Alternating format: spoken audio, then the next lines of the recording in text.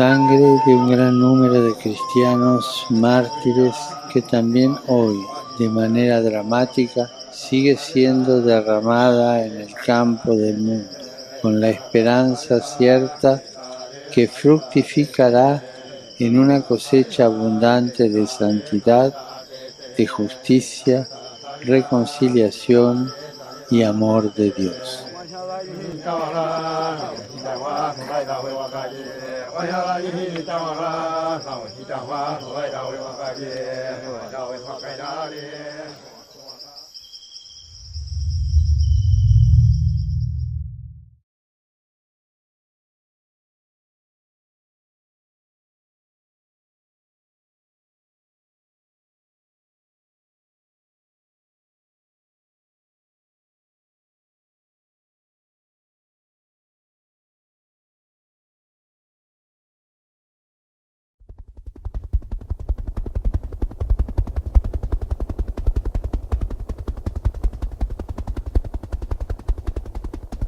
Tres helicópteros del ejército ecuatoriano vuelan hacia el corazón de la selva, en el Parque Nacional Yasuní.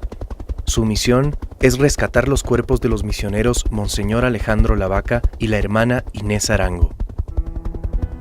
Alejandro e Inés son encontrados a pocos metros de una casa tagaeri, un grupo indígena no contactado perteneciente a la nacionalidad guaraní. Sus cuerpos están atravesados por decenas de lanzas. En la misión de rescate está presente el padre José Miguel Goldaras, misionero capuchino y buen amigo de Monseñor Lavaca. Yo bajé el primero, no porque soy Rambo, lo que sea. Yo no tengo ningún entrenamiento de bajar de una soga, pero es que había que hacerlo. Llegamos allí 4 y querían lo primero ametrallar la casa o que estaba ahí, que no hay nadie, que no hay nadie. Yo entro de adentro, que no hay nadie. Claro, no hay nadie. Pero ellos lo primero que hicieron es ametrallar la casa y se cayó la casa. Entonces ahí se me vino a mí la idea, ¿y ahora qué hago yo con todo esto? Dejé la buena en el suelo, Alejandro, yo me quedo aquí. Y no queda aquí ni un milico, ni un petrolero en 500 kilómetros a la redonda. Tenía unas iras tremendas contra todo el sistema, no contra Alejandro, contra todo el sistema, contra todo la prensa que había comenzado un poco a decir las cosas. Oh, es terrible. Casi 30 años después, la muerte violenta de los misioneros ha sido un hecho muy difundido, pero los motivos que los llevaron a arriesgar sus vidas han sido casi olvidados. ¿Quiénes eran los tagaeri y por qué asesinaron con lanzas a los misioneros? ¿Qué dice la muerte de Alejandro e Inés sobre sus vidas?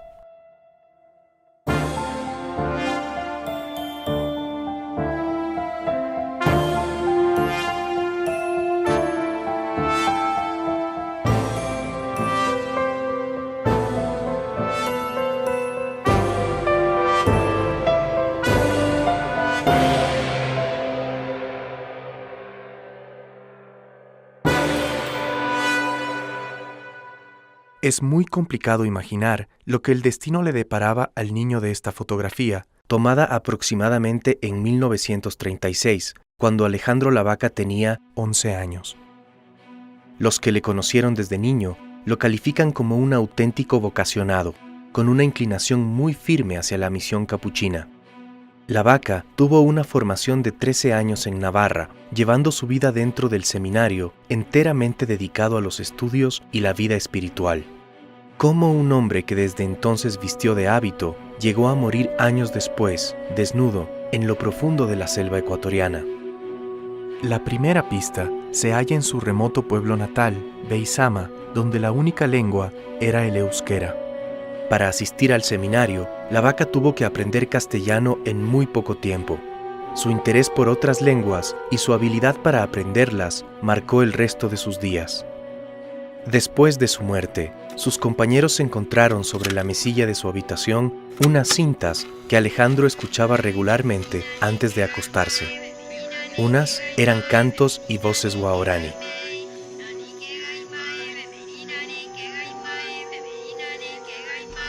Otras, grabaciones chinas.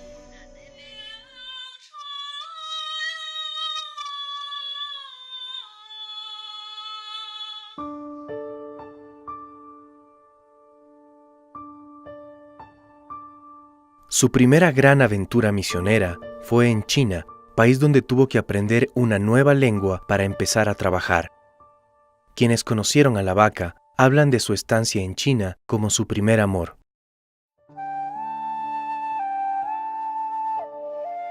En 1953, la vaca, junto con todas las misiones religiosas, fue perseguido y luego expulsado por el recientemente instaurado régimen comunista de ese país.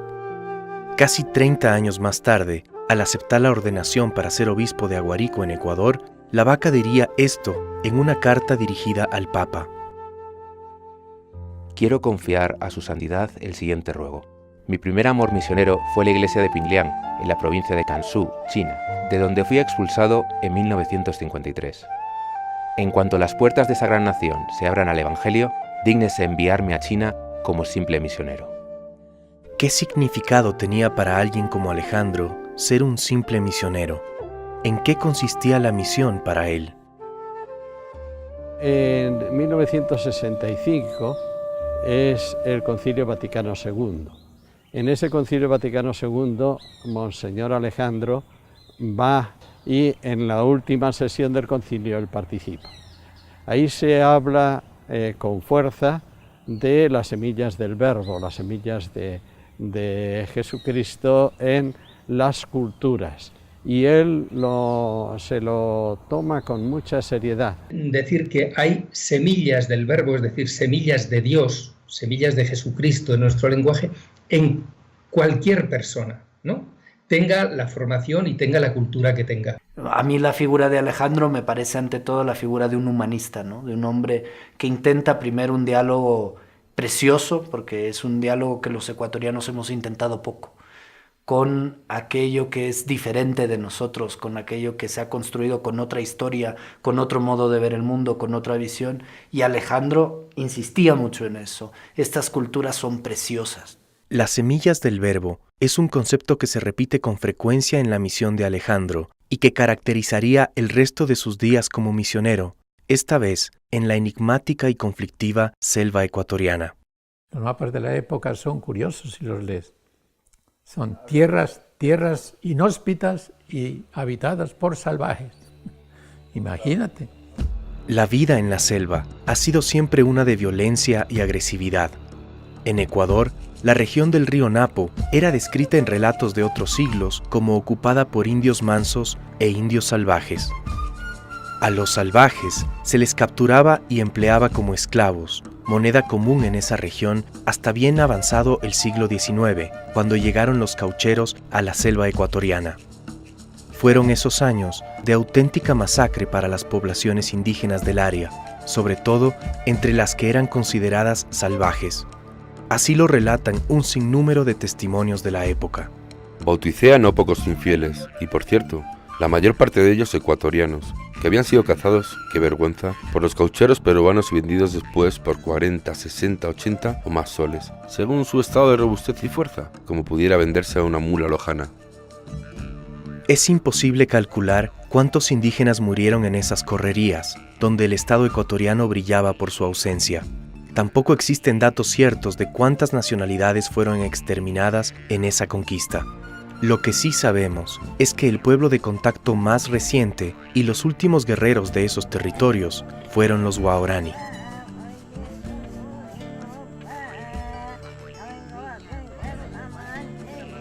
Los Waorani fueron por milenios uno de los pueblos más incomunicados del mundo. Prueba de ello es su idioma, que no guarda relación con ninguna otra lengua conocida. Viven en clanes pequeños, dispersos en amplios territorios, y durante siglos desarrollaron admirables artes de supervivencia en la selva, como la cacería y la ocultación. Defendieron siempre sus territorios de manera feroz ante la presencia de cualquier extraño y supieron mantenerse aislados durante la era del caucho.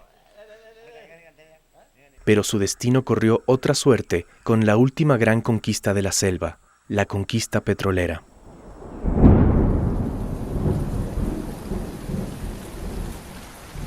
Mañana será lluvia torrencial. Agua, agua, agua y más agua. Frescura y verdor. El paraíso verde. amplitud inconmensurable, libertad de las criaturas de Dios, correr de las aguas silenciosas. Esta era la selva a la que arribó Monseñor Alejandro Lavaca como prefecto apostólico de Aguarico en 1965. El Estado motivaba la entrada de nuevos colonos para conquistar lo que se consideraban tierras inhabitadas. El problema era el indígena y el colono. O sea, el colono entró aquí como dueños y señores de la Amazonía, porque así les metían la mentalidad. La Amazonía es una tierra sin hombres para hombres sin tierra, como son ustedes, así que cójanse la tierra. Y entonces entraban aquí y se cogían la tierra indígena, que no estaba linderada ni estaban organizados los indígenas. En los años siguientes, en el año 70, 80, el padre José Miguel Goldaraz y otros misioneros se preocupan de organizar las distintas comunas del río Napo y de que esa organización de las comunas esté acorde con la cultura de esas comunidades. Por eso la misión estaba totalmente dedicada a la población quichua, que estaba también desperdigada, o sea, todavía no había comunas, estaban administradas o dirigidas o controladas por lo que llamaban los patronos, las haciendas. En los años 50, y después de décadas de relaciones sangrientas, algunos clanes guaraní fueron contactados por el Instituto Lingüístico de Verano, una organización evangélica fundamentalista cuyo objetivo era traducir la Biblia a todas las lenguas indígenas. Apremiados por la conquista, varios grupos guaraní se fueron adaptando a tropezones a la sociedad. Unos desde la doctrina religiosa impuesta por el ILD, y otros por su cuenta, desarrollando relaciones tensas, principalmente con los trabajadores de la industria petrolera, relaciones que en más de una ocasión fueron violentas.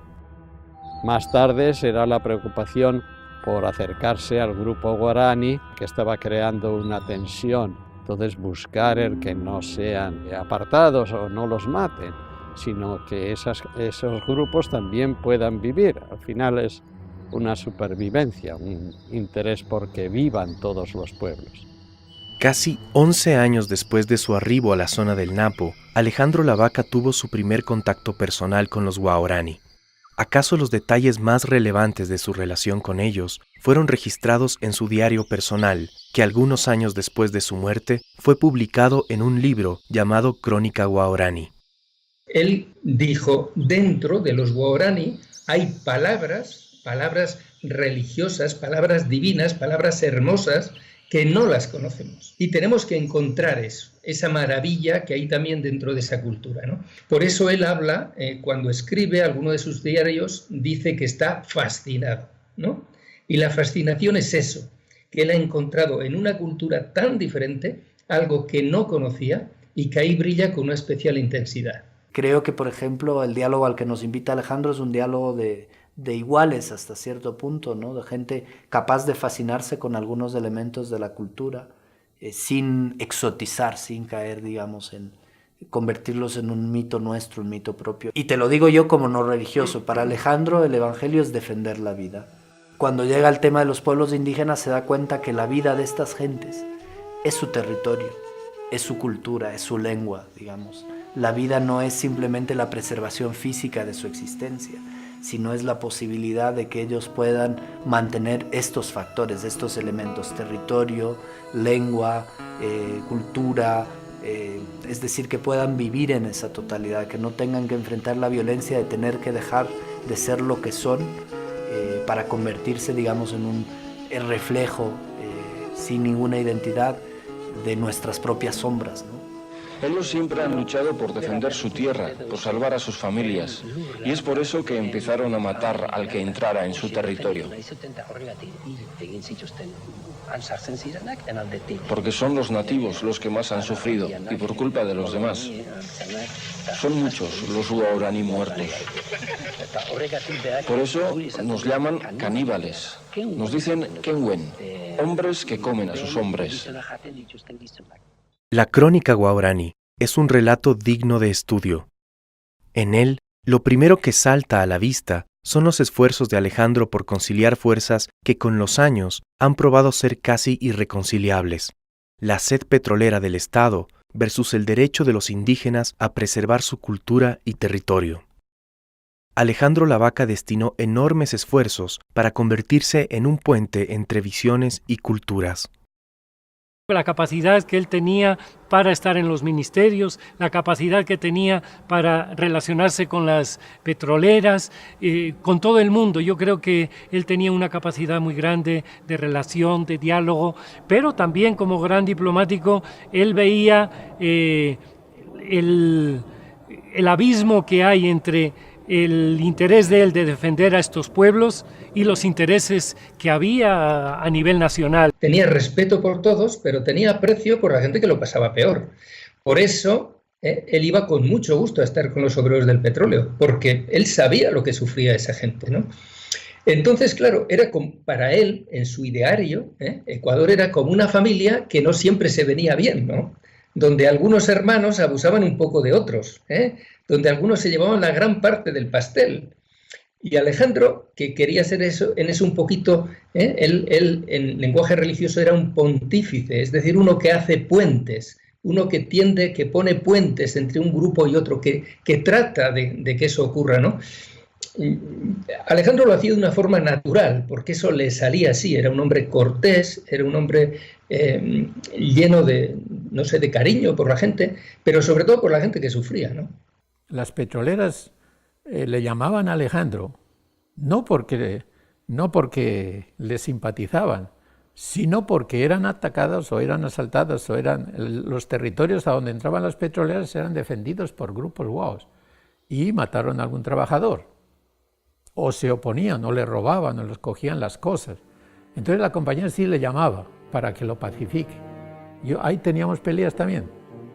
Alejandro, no hay que pacificar, hay que hacerlos más guerreros que defienden su tierra. Pero él era de esa otra línea de llevarse bien con todo el mundo. Más allá de sus esfuerzos por conciliar fuerzas quizá irreconciliables, algo más sutil emerge, su transformación interna. Gradualmente, a medida que transcurre su relato, un narrador conservador y apegado a su particular visión del mundo, poco a poco se transforma en un ser mucho más complejo, más completo, más universal.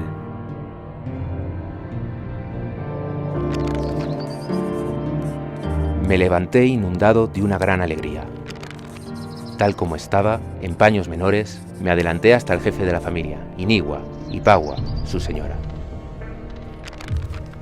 Con las palabras padre, madre, hermanos, familia, me esforcé en explicarles que ellos, desde ahora, constituían mis padres, mis hermanos, que todos éramos una sola familia.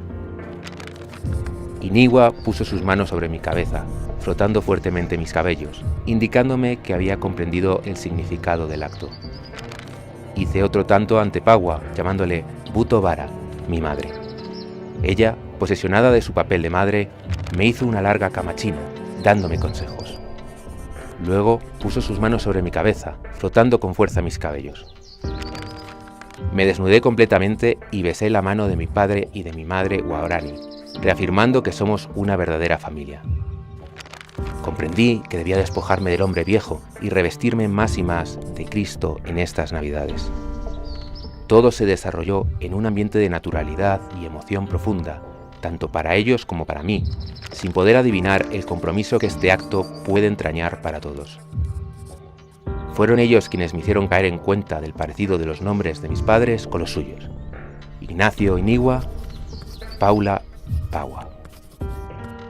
Teológicamente, para nosotros, Jesucristo, decimos que dejó su categoría de Dios, se desnudó de ser Dios y se vistió de hombre.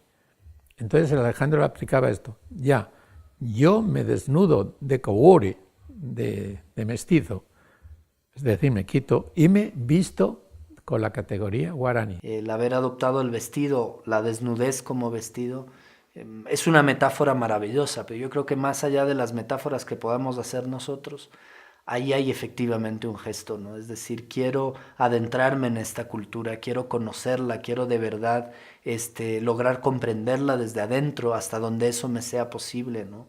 y quiero hacer esto antes de iniciar cualquier otro diálogo, ¿no? Él hablaba del evangelio inédito, porque dice que nos tenemos que olvidar de llevar ni crucifijos ni Biblia para descubrir con ellos el evangelio inédito que está ahí, el Cristo que vive con ellos.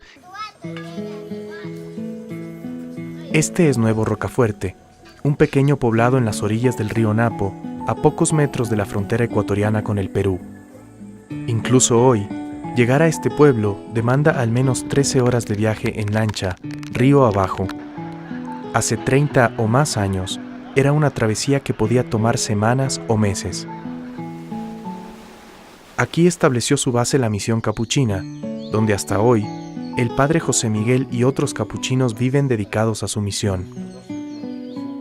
Fue aquí, en una de las estructuras ya abandonadas, donde Alejandro Lavaca dio sus primeros pasos para acostumbrarse a la desnudez. Él vivía ahí en una casita que está ahí atrás, vivía ahí, y a las noches solía salir desnudo a andar por acá. Y una vez me acuerdo que oía ruidos, decía, pues ¿andará algún ladrón? ¿Quién andará? Me salí y le encuentro a Alejandro desnudito, caminando por todas estas zonas. Y el gesto que hizo tapas, yo me di cuenta de todo. Bueno, me di cuenta de, nada, sácate las manos de ahí y vamos a caminar los dos, no los dos desnudos, yo de vestido y él desnudo, para que te acostumbres, para andar con otro, no solamente tú, anda con otro. Dedicado a los trabajos, sentándome, como ellos, en el suelo no siempre limpio, decido guardar mi pantalón y mi camisa para cuando tuviera que salir a otra cultura. Sudando constantemente, pronto mi ropa interior fue una ofensa ante la maravilla de la obra de Dios en mi cuerpo y una indecencia para la convivencia entre los guaraní. Yo creo que lo que nos cambia a las personas es la fascinación y el amor. Y entonces quieres eso, quieres a esa persona o quieres eso que estás viendo, eso te transforma. Bueno, Alejandro se enamoró de esa gente, ¿no? Alejandro se fascinó. Alejandro estaba encantadísimo y cada vez que tenía que ir donde ellos se le notaba, él disfrutaba con esa gente y por eso se transformó.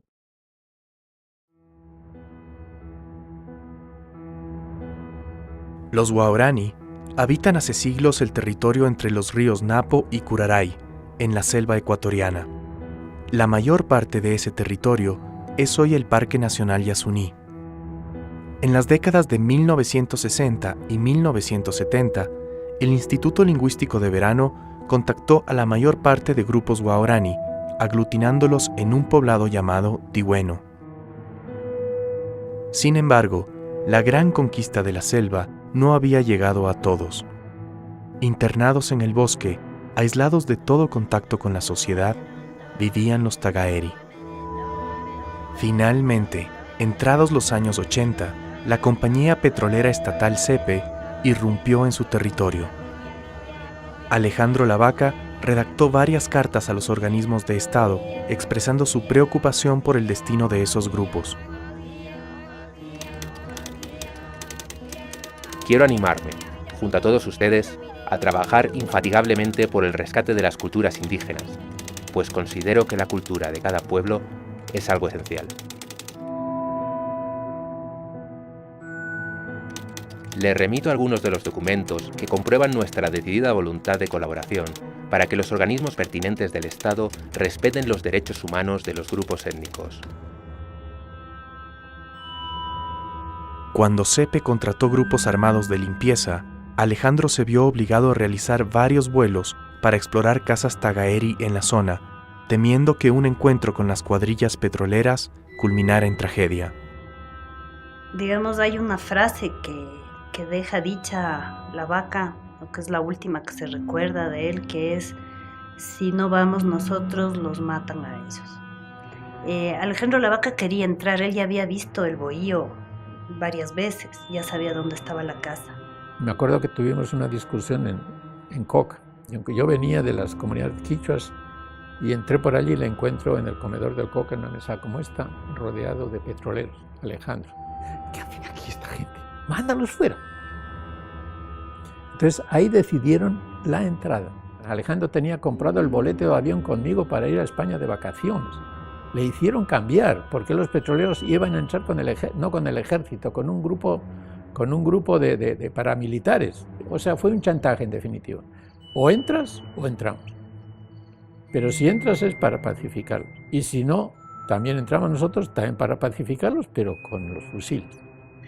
Siempre estos encuentros resultaban mucho más violentos. Entonces, de alguna manera, la vaca hace como el desafío, ¿no? Bueno, o sea, hay gente que va a bajar armada, con militares y con shuar armados, y yo voy a probarles que puedo ir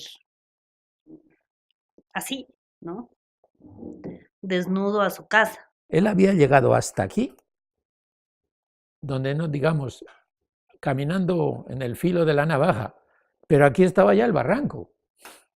¿Se tira o retrocede? Y él se tiró, es decir, siguió adelante porque el pueblo al que quería él estaba ahí en el barranco adentro. Esta es la última imagen que se conoce de Alejandro Lavaca y quien le acompañó en su última misión, Inés Arango, vivos. ¿Quién era esta hermana capuchina y por qué se animó en una misión tan arriesgada con Alejandro Lavaca?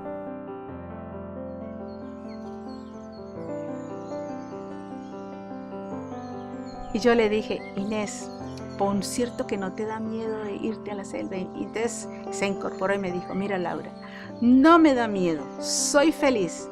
Y si muero, muero como le he pedido a Dios. Solamente que nadie sepa dónde estoy, ni qué me pasó.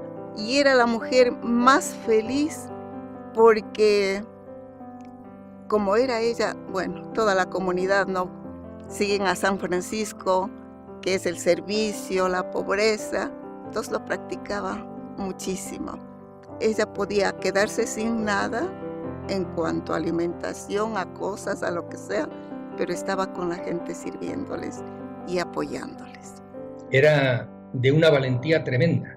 Tenía ese coraje físico que hay que tener en esas circunstancias, que muy pocas personas tienen. Inés lo tenía. Inés era la religiosa que llevaba más tiempo con los Guarani, que conocía mejor su lengua, la hablaba mejor incluso que Alejandro, y Alejandro sabía que Inés tenía una gran ilusión. Es decir, Inés se había jugado su profesión, había tenido conflictos con sus hermanas religiosas porque no querían que se dedicara tanto a eso. Inés llegó un momento en que les dijo, bueno, esto es lo que yo quiero hacer. Lo haré de religiosa o fuera de religiosa. Entonces, era una mujer que se había jugado también su vida. Por eso te diré que cuando después algunos les han criticado, personas supuestamente amantes de los indígenas han dicho que aquello fue equivocado, etcétera, etcétera, yo me aguantaba, en general me he aguantado, pero realmente me daba un gran coraje, ¿no? Oír eso.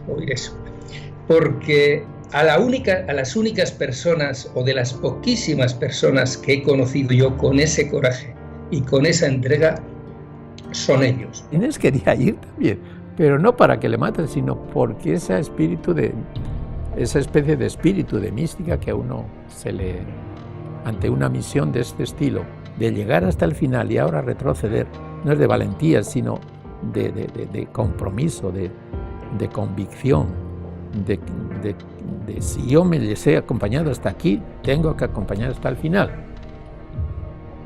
Tal vez, a diferencia de Alejandro, Inés tenía total claridad de que aquella sería su última misión. Antes de partir, escribió una carta de despedida. En caso de muerte, el dinero que queda es así. Colombiano, de mis hermanas Ángela y Ana Isabel, y 2.000 pesos de Roque. 4.000 sucres debo a Gabamo por motorista. 5.000 me había dado Imelda y no los gasté. El resto de los 25.000 que me dieron en Rocafuerte para lentes, dientes, etc., que lo empleen para aucas y pobres. Si muero me voy feliz y ojalá nadie sepa nada de mí. No busco nombre ni fama, Dios lo sabe. Siempre con todos, Inés. Los cuerpos de Alejandro e Inés fueron encontrados junto a la casa Tagaeri, atravesados por decenas de lanzas.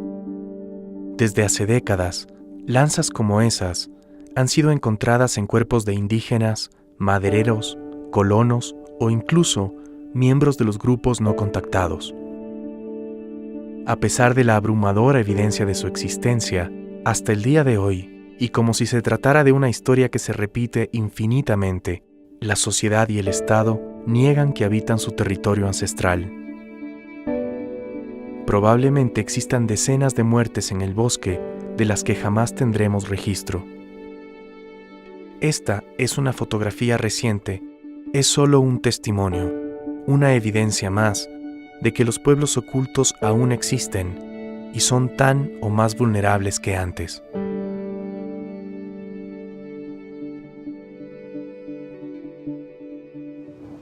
Casi 30 años después, aún se debate el legado y las circunstancias que causaron la muerte de Alejandro e Inés. Leo los libros, cuentan lo que cuentan los ancianos, los que han compartido con Alejandro la Vaca.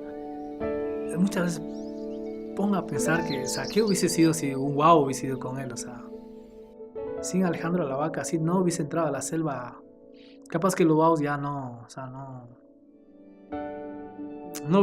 hubiesen, tal vez hubiesen sido aniquilados o nadie en ese tiempo, nadie ni el Estado, nadie se preocupó por el tema de los guaus. Único lo que en ese tiempo el Estado lo que se da cuenta, le interesa es el petróleo, no más.